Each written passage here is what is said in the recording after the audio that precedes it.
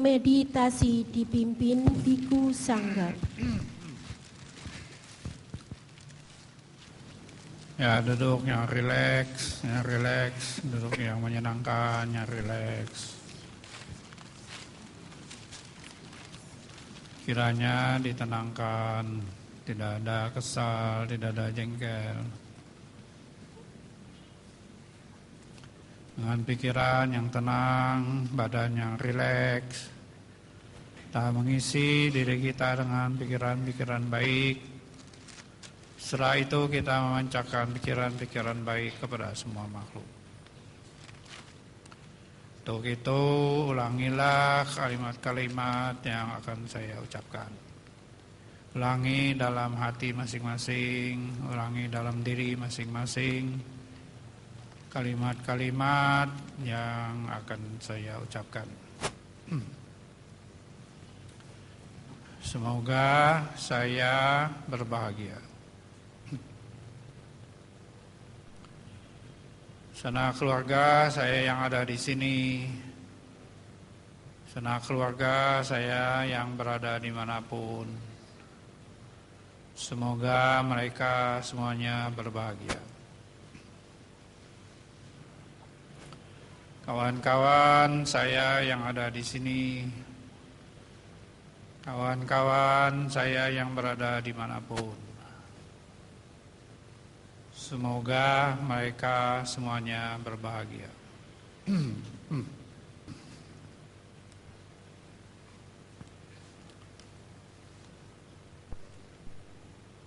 Makhluk apapun yang ada di sini, semoga mereka semuanya berbahagia. Makhluk yang ada di sebelah depan, semoga mereka semuanya berbahagia.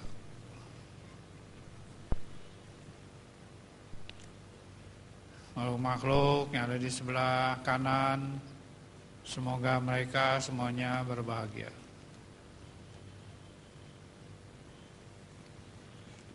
Makhluk yang ada di sebelah belakang, semoga mereka semuanya berbahagia. Makhluk yang ada di sebelah kiri, semoga mereka semuanya berbahagia. Makhluk yang ada di sebelah atas, semoga mereka semuanya berbahagia. Makhluk yang ada di sebelah bawah, semoga mereka semuanya berbahagia.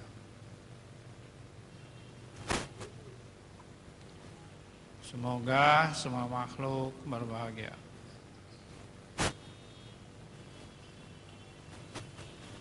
Semoga semua makhluk berbahagia.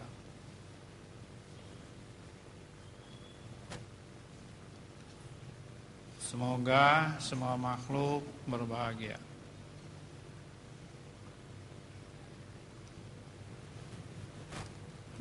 Meditasi selesai. Sadhu. Aradhana Dhamma Desana.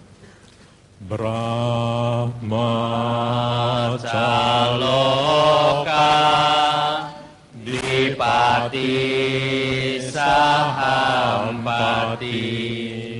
Paraja Kajatika Desetu Dhamma Anukampi Mampajang.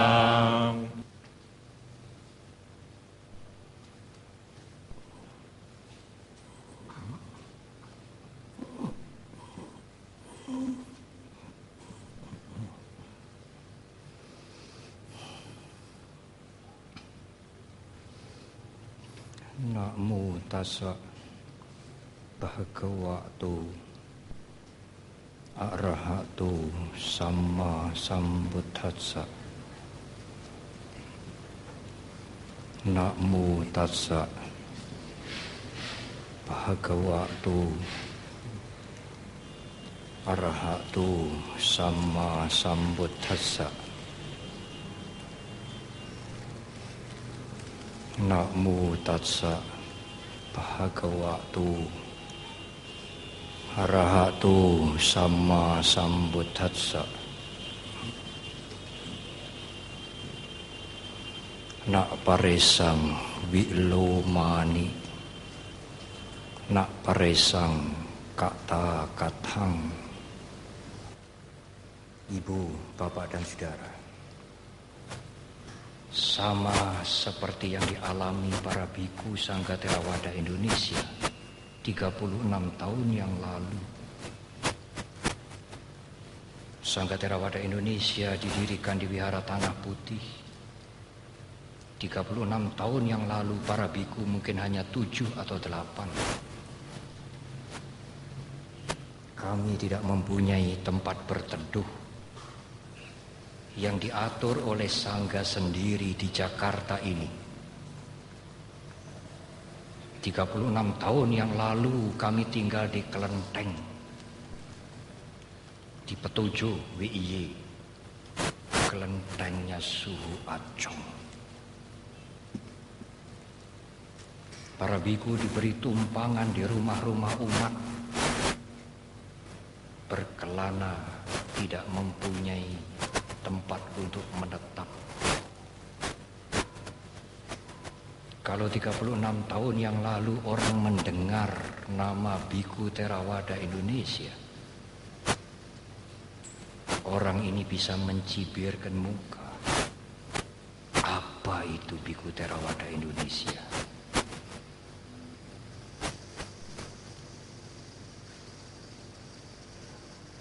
Sekarang, saudara, Dhammacakka demikian besar, dan di belakang akan dibangun 10 tingkat.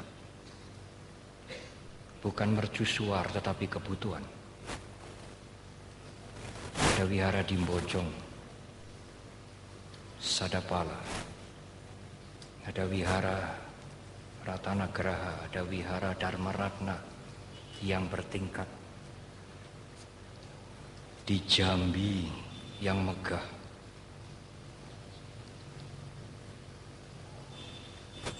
di Medan akan mulai, di Singkawang, di Banjarmasin yang ada sekolahnya, di Balikpapan yang 3 hektar, di Samarinda, Tanah Putih yang semakin cantik, Wihara Lasem yang 8 hektar,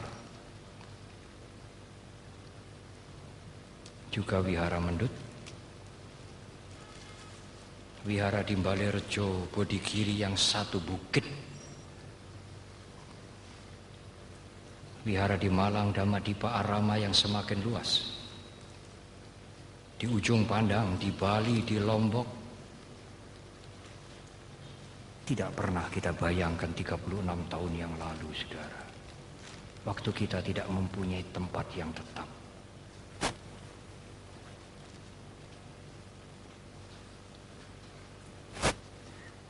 Kurang lebih 25 tahun yang lalu, saya pernah tinggal di tempat ini bersama Bante Sombat. Dari gubuk dan atapnya rumput. Kami tinggal di Wihara Mendut yang lantainya tanah, bukan keramik, bukan semen. Dhamadipa Arama kalau musim dingin harus rajin menambal dinding bambu dengan kertas semen. Sekarang semuanya berubah 36 tahun yang lalu. Orang mengatakan ya karena para biku memimpin kami.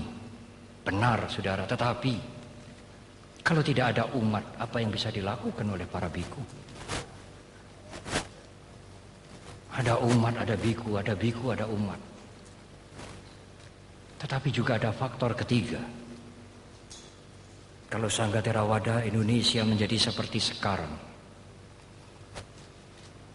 karena umat percaya kepada Sangga Theravada Indonesia. Lintas agama juga percaya kepada kami.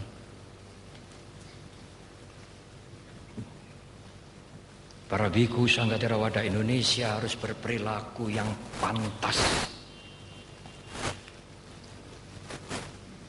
supaya bisa memberikan keteladanan kepada umat.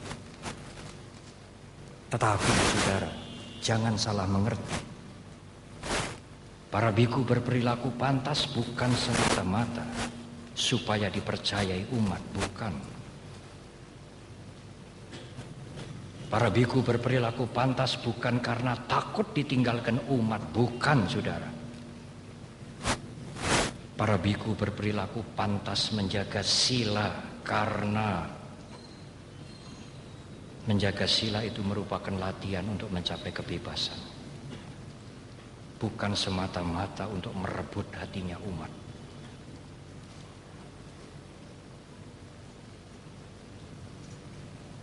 Dan para biku harus membalas budi kepada umat. Banyak yang belum pernah mendengar. Baru sekarang saya mendengar para biku harus membalas budi kepada umat. Ya, mengapa tidak? Tetapi membalas budinya bukan dengan meramal, saudara. Bukan dengan membuat jimat. Bukan dengan menghitung hari, melihat makhluk halus. Bukan. Balas budi para biku adalah memberikan bimbingan dan pendidikan. Menunjukkan yang benar dan yang salah. Yang bermoral dan yang tidak bermoral. Mendorong umat untuk berbuat baik dan menjauhi kejahatan. Memberikan nasihat, mengajar meditasi. Itulah balas budi para biku. Apakah para biku boleh memberikan obat yang mujarab, yang cespleng? Boleh, saudara. Tetapi para biku tidak memberikan obat fisik. Nanti kepala pusing, Bante minta obat. Perut mules, Bante minta obat. Kantong kempes, Bante minta isi. Tidak, saudara. Obat yang diberikan para biku bukan obat fisik, tetapi obat mental. Tetapi saudara mungkin berpikir, Bante, apakah kita ini sakit mental? Kita yang hadir Katina malam hari ini tidak ada yang sakit mental. Sehat. Kami tidak sakit jiwa, Bante. Tidak perlu obat mental. Benar, saudara tidak sakit mental. Tetapi timbul iri hati. Tidak senang melihat orang lain maju. Curiga. Marah, jengkel, mudah tersinggung. Ngambek. Balas dendam. Takut hari depan. Was-was, khawatir, gelisah. Apa itu kalau bukan sakit mental, saudara? Para biku memberikan obat untuk itu.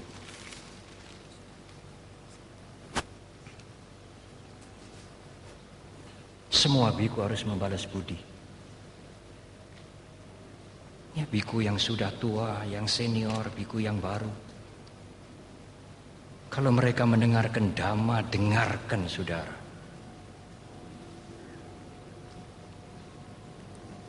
Banyak orang yang bertanya, besok minggu nanti yang memberikan khotbah siapa ya? Nanti hari Minggu yang memberikan khotbah di wihara itu Samanera. Samanera, mules perut saya besok Minggu. Kok hari Minggu sakit sekarang sudah tahu? Siapapun yang mendengarkan dhamma, dengarkan, saudara.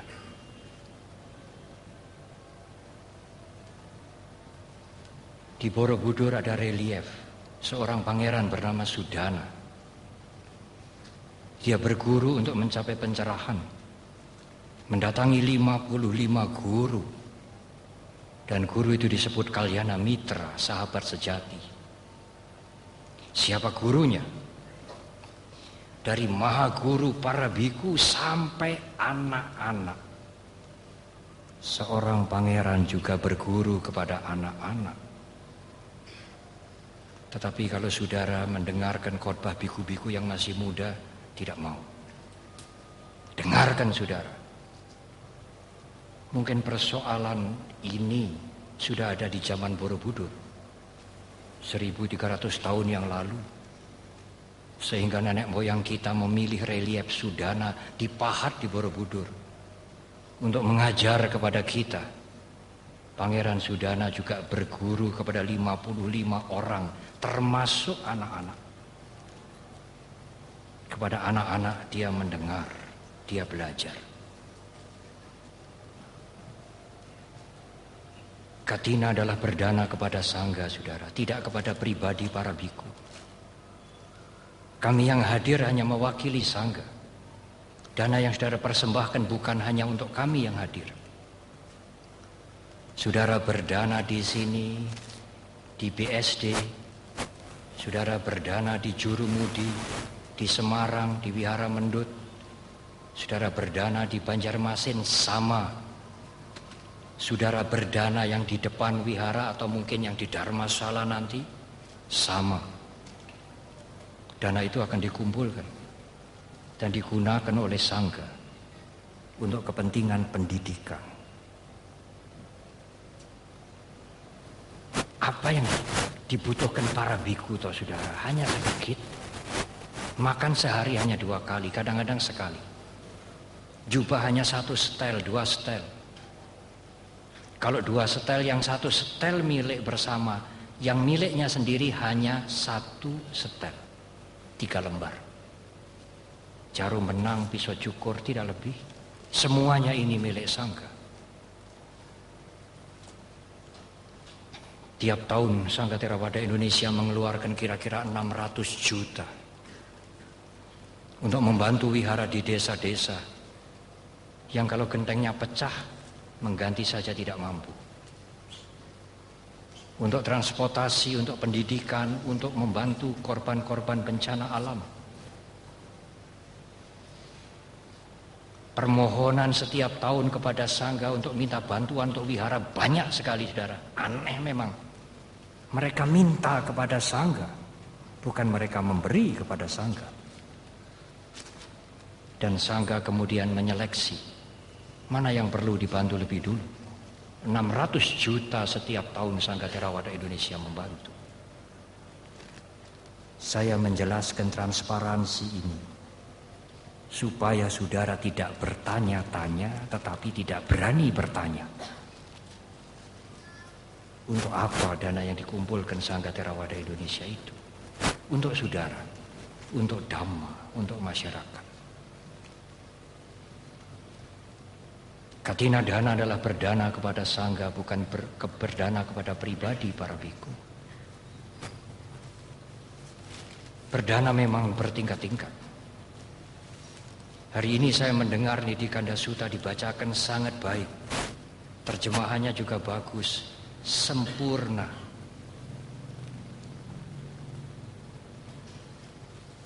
Saya tidak pernah mendengar seperti ini di tempat lain. Kalau Anda berbuat bajik, menahan hawa nafsu, mengendalikan diri, termasuk berdana, apa yang Anda inginkan akan tercapai? Pujian, nama baik, wajah cantik, suara merdu, pengikut. Kalau saudara kepingin menjadi seperti Jokowi dan Ahok, berdanalah. Meninggal masuk surga, semuanya itu karena kebajikan, antara lain berdana. Kebahagiaan kita bukan hadiah, saudara, tetapi adalah buah dari tanaman kita. Tetapi dana yang saya sebutkan itu bukan yang tertinggi, bukan panita dana, dana yang rendah, dana yang tengahan. Mengapa Bante? Anda ingin wajah cantik, apakah wajah cantik selamanya, saudara? Saudara ingin sehat, apakah sehat seterusnya? Di dunia ini belum pernah ada orang yang tidak mati, belum pernah ada. Saudara ingin punya kedudukan penganut, pengikut selamanya?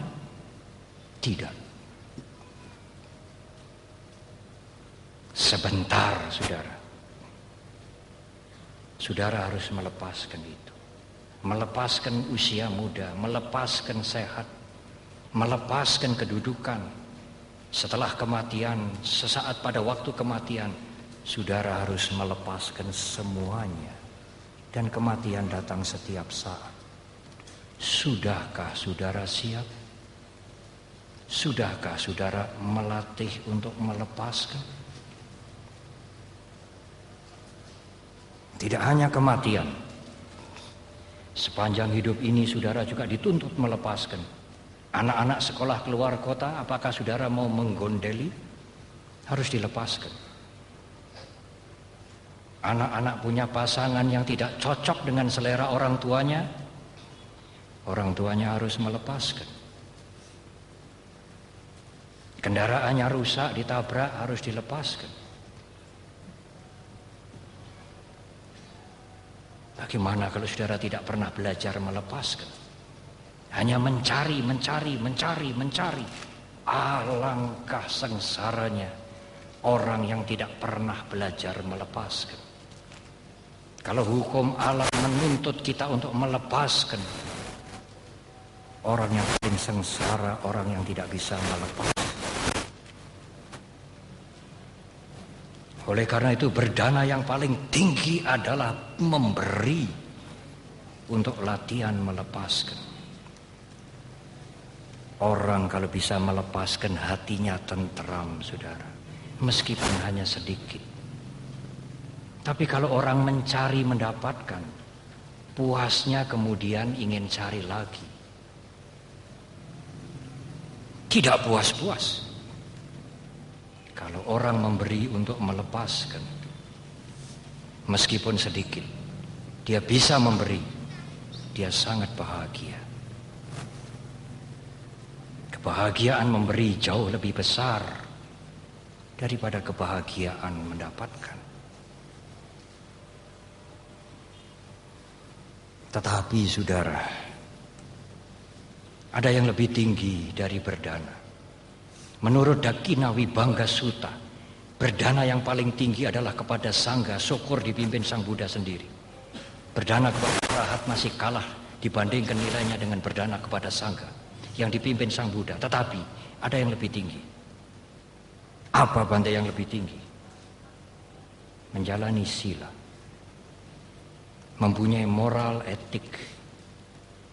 Kalau Anda menjaga Pancasila, andai kata saudara tidak pernah berdana, tetapi saudara menjalankan sila, punya perilaku yang baik, saudara mempunyai kebajikan lebih tinggi dari berdana. Syukur berdana.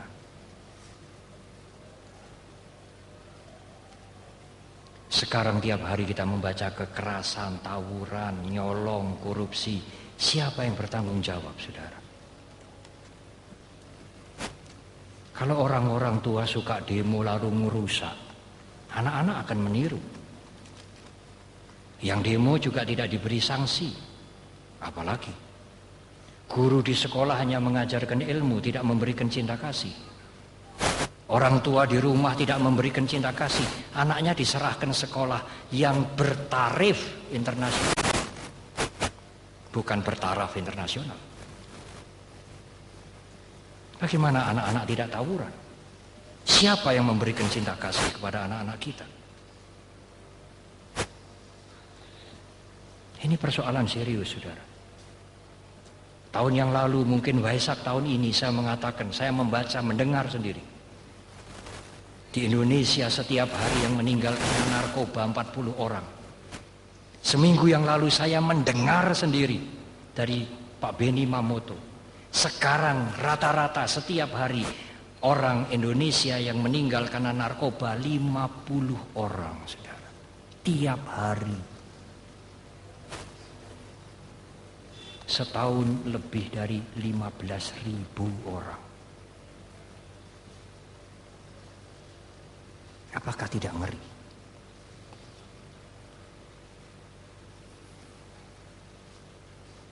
siapa bertanggung jawab, saudara? Saya bicara tidak main-main.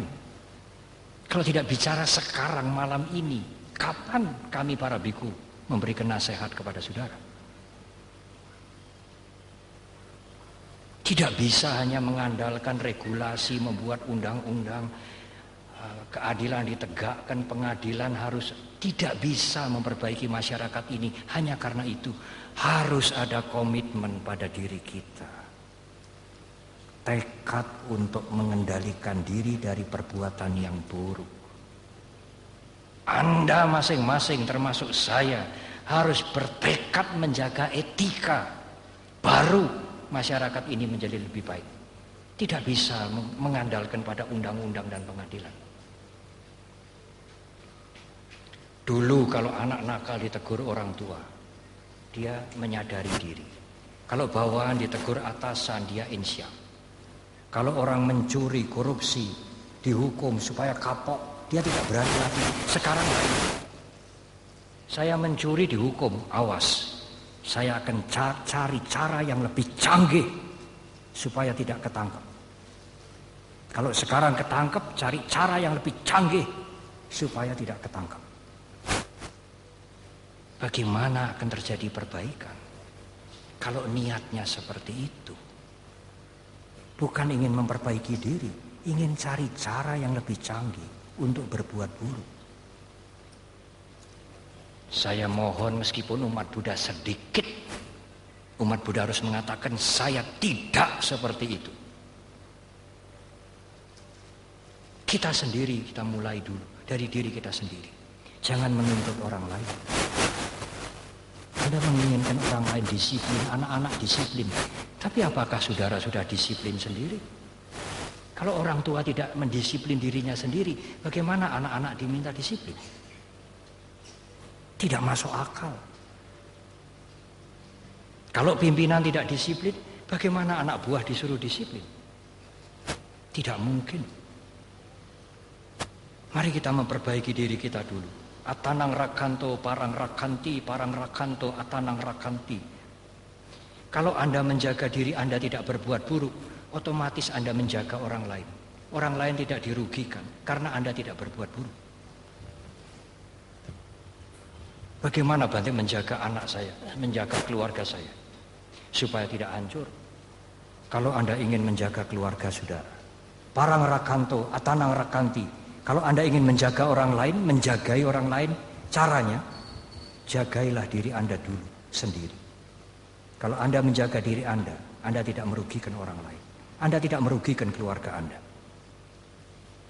Anu pawado, anu pagato, jangan menghina, jangan menyakiti, apalagi membunuh.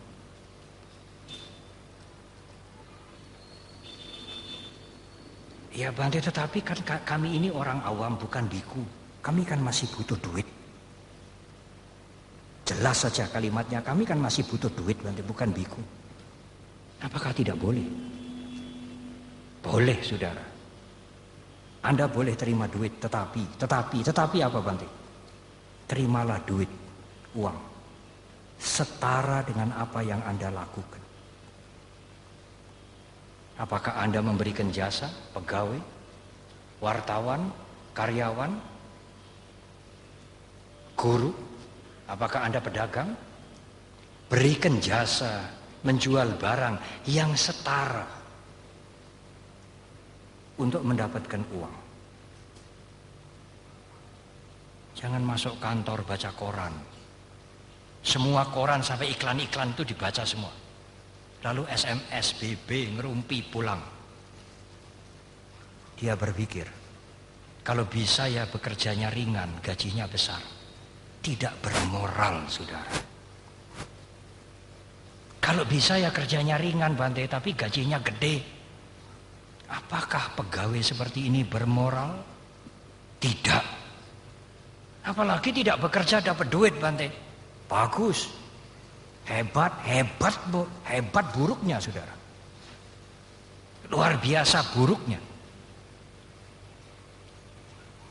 Kalau Anda pejabat publik, kerja sedikit ingin dapat gaji banyak. Anda ingin dapat uang yang tidak setara dengan Anda yang berikan. Dengan apa yang Anda lakukan. Anda tidak bermoral. Anda mencuri miliknya publik.